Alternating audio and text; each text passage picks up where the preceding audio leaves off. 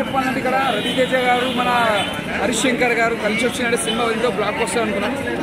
ఉన్నది కుల్లా చెప్తున్నానా, సినిమాలో ఒక మిరపకాయ అంత ఎక్స్పెక్ట్ పెట్టుకున్నాం, ఒక గబ్బర్ సింగ్ కాంటెంట్ అయితే అట్లా అనుకున్నాం. కాకపోతే సినిమా ఒక డిసప్పాయింట్ చేసి.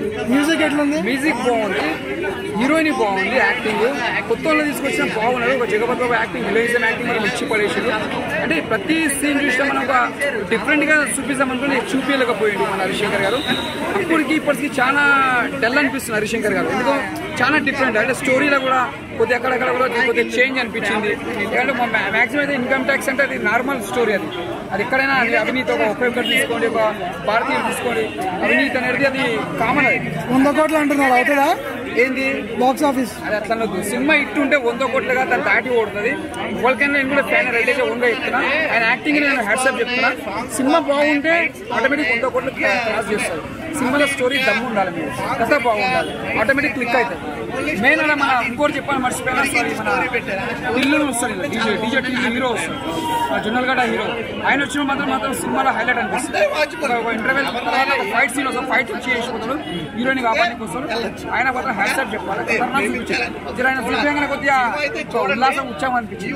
ఇంటర్వెల్ షాట్ లా, ఫైట్ సీన్ లా చాలా డిఫరెంట్ గా చూపించారు. అది కొత్తగా తీసుకొచ్చి కానీ సినిమా ఇంకా బాగా తీసుకుని ఇంకా బాగుంటుంది. ఏదైనా సినిమా బాగుండదని చెప్తాను, కానీ బాగా ఓకే అనిపించుకుంటే సినిమా 1 టైం చూసుకోవచ్చు, అంతకుమించి ఏం లేదు. రేటింగ్ ఎంత ఇస్తారు? రేటింగ్ వచ్చి 5కి 3 అంటే 5కి 3 అంటావు అంటే మీరు ఎంత అడుగుతున్నారు? నీ రేటింగ్ అడుగుతున్నా. 5కి 4 ఇస్తాను. 5కి 4 ఎందుకంటే రవితేజ కోసం ఇస్తాను, సినిమాలో ఇస్తలేరు మరి పర్ఫార్మెన్స్ కోసం ఇస్తాను. హరీష్ శంకర్ గారు కొద్దిగా డిసప్పాయింట్ చేసి సార్ మంచి తీయండి సార్ సినిమాలు, మేము కూడా మీకు ఫ్యాన్సే, మంచి సినిమాలు తీయండి సార్. కామెడీ అంటే ఇది కామన్ అన్న, కామెడీ అది అంతా మంచి చేసిన కామెడీ, అది కూడా బాగానే ఉంది, అంతా మంచిగా ఉంది. డీజే టిల్లు హీరో వచ్చినాక, జనరల్ గడ్డి హీరో వచ్చినాక మాత్రం హైలైట్ అనిపించింది.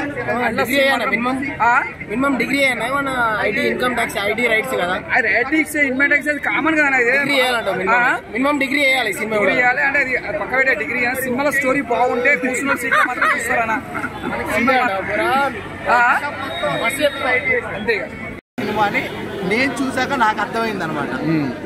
అది క్యామియో రోల్గా సిద్ధు గారు ఉన్నారు, అలాగే దేవిశ్రీ ప్రసాద్ గారు ఉన్నారు. అంటే నాకు సినిమా మొత్తంలో నేను మంచిగా హ్యాపీగా అయింది ఏంటంటే సిద్ధు గారు ఆ ఎంట్రీ మాత్రం చాలా బాగుంది. అంటే ఏదో నేనేమో ఒక అమితాబ్ బచ్చన్ గారు వస్తానేమో ఈయన ఫోన్ చేశారు, మిస్టర్ బచ్చన్ నేను అనుకున్నా, దానికన్నా నేను హ్యాపీగా ఫీల్ అయ్యా ఆయన ఎంట్రీ చూసి. పాటలు బాగుండే, డ్యాన్స్ నల్లంచ పాట ఉంది కదా, ఆ పాటలో ఆయన వేసిన స్టెప్పులు, రవితేజ గారు ఆ యాటిట్యూడ్ చాలా బాగుంది. కానీ స్టోరీ ఒక ఇంట్లోనే నడిచడం వల్ల, ఆ రైడ్ అనేది ఒకే ఇంట్లో జగపతి బాబు ఇంట్లో నడిచే వల్ల కొంచెం స్లో అయింది. అంటే బోర్ ఫీలింగ్ అక్కడక్కడ వచ్చింది, ఎందుకంటే కొంచెం కామెడీ ఉన్నా అక్కడక్కడ కొంచెం బోర్ ఫీలింగ్ వచ్చింది. ఆ బోరు కొంచెం హీరోయిన్ బాగా చూపించారంటే, హీరోయిన్ బాగా చూపించలే, ఆవిడకి ఏమేమి ఉన్నాయో ఆవిడ ఏమేమి చేయగలదో అన్ని చూపించారు. డైలాగ్స్ కూడా బాగా చెప్పింది ఆవిడ, బాగా యాక్టింగ్ చేసి. అంటే ఫస్ట్ సినిమా అయ్యండి చాలా బాగా చేసింది. నాకు ఇంకా ఈ యాక్టింగ్ చూసాక 10 సినిమాలు వస్తాయి, కానీ ఈ సినిమా రిజల్ట్ చూసి అయితే మాత్రం ఆవిడకి అలా చూడకూడదు డైరెక్టర్లా. మ్యూజిక్ చాలా బాగుంది, మిక్కీజే గారు మ్యూజిక్ సాంగ్స్ అంటే మామూలు విషయం కాదుగా. Thank you.